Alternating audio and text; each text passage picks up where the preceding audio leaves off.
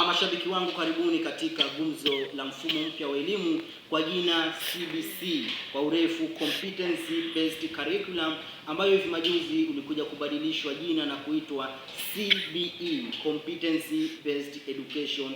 Kuna mwanadada hapa nitakwenda kumhoji na ataweza kueleza ni vipi anapitia kulingana na mfumo huo mpya wa CBE. Karibu dada.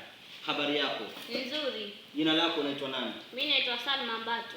Unasomea shule gani? Shule ya Mzemerini. Na uko darasa la ngapi? Niko darasa la 9. Nilikuwa nakuuliza kulingana na huu mfumo mpya wa elimu unaonaje?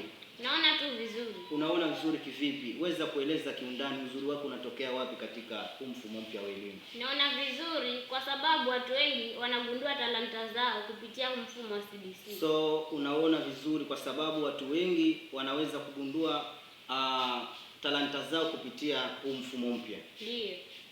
Kulingana na ulichosikia kutoka kwa huyu mwanadada, ameweza kueleza kulingana na mfumo mpya wa CBE, na pia vile vile kuna shairi ambalo ameweza kutuandalia huyu mwanadada kwa jina la Salma Mbato na atakwenda kulikariri. Karibu dada, tupe shairi ili wale mashabiki waweze kufanya nini? Waweze kufurahia siku ya leo.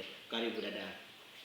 Ni salamu naanzia, habari zenu ambieni, mikono kwangu pungia, hewani nifikeni, mereni shule letea, shairi ni kikariri, CBE mfumo jama, elimu sasa nchi Kenya, ndugu elimu somea, Britain kutolewa, vijana kwa ufikia, mambo leo kujuliwa, tamaduni kufikia, hiyo mila si utumwa, CBE mfumo jama, elimu sasa nchi Kenya, kaka dada na rafiki, elimu hii sio choo, juhudi ni kuipiki, kufaulu ufunguo, elimu kwako ni tiki, nenda chuo si kwa choo,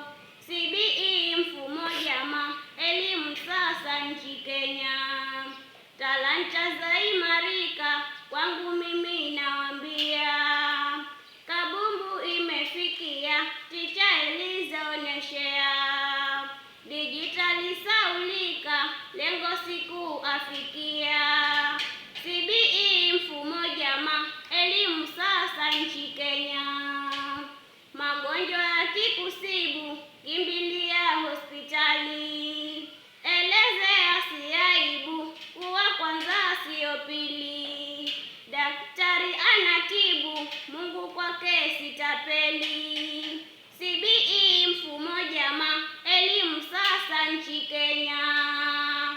Asanteni. Hilo ni shairi ambalo tumeweza kukaririwa na mwanadada kwa jina Salma Mbato.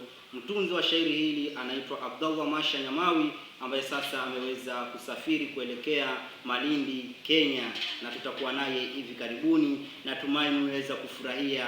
Kwa hayo machache, mashabiki wangu, asanteni sana. Kwaherini.